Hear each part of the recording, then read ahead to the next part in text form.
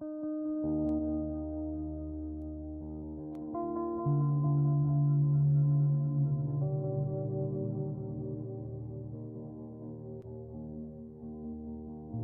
I became a man, I put away childish things. But before I became a man, I didn't always fit the shoes of a king.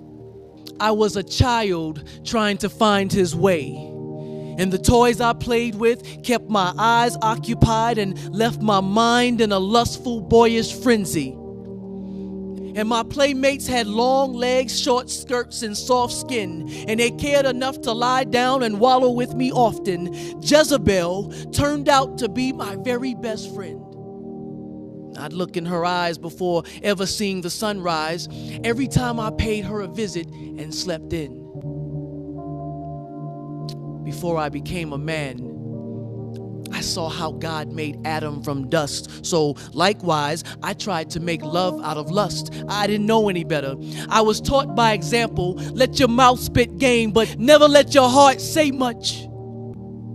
I treated his daughters like beauty pageant contestants, and there would be zero return on their investments, and Proverbs 31 was never a criteria for my selections. Mind you, this was before I became a man.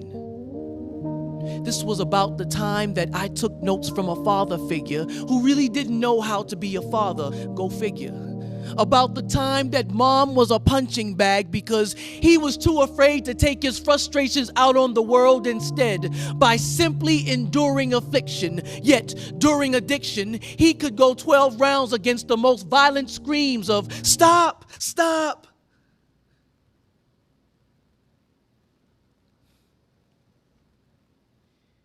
And he was undefeated. He always won.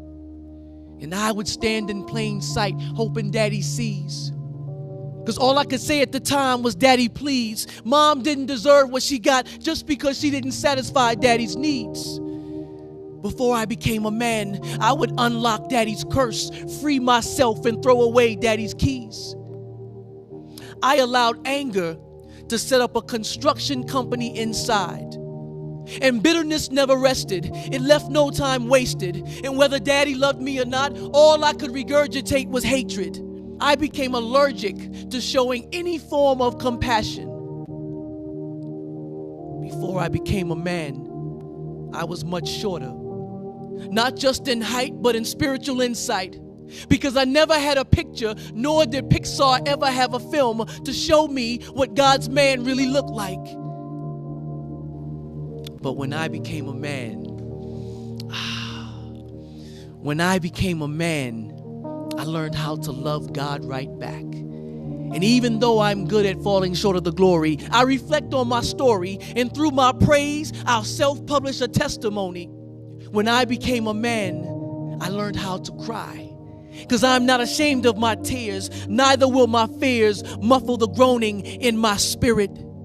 Since I became a man, I'm no longer afraid of the dark. I'll wrap my fingers around James 5:16, confess, pray, and heal my heart. I've discovered that there are medicinal qualities down the corridor of introspection. When I became a man, I learned how to love her. My Esther, my Ruth. I learned to honor her like she was Jesus' mother, because one day she'll be pregnant with the seed that will transport my legacy so that my God and my name would both have longevity even after they bury me.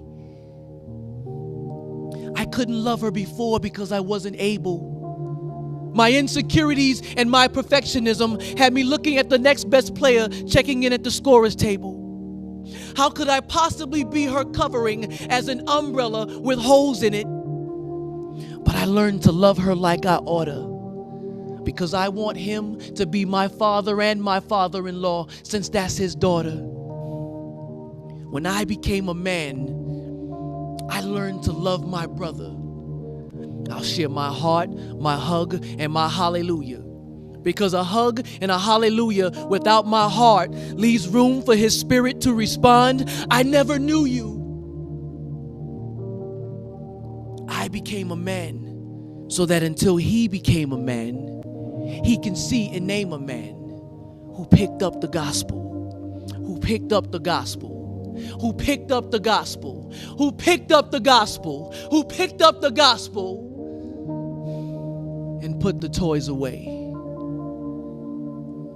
when I became a man.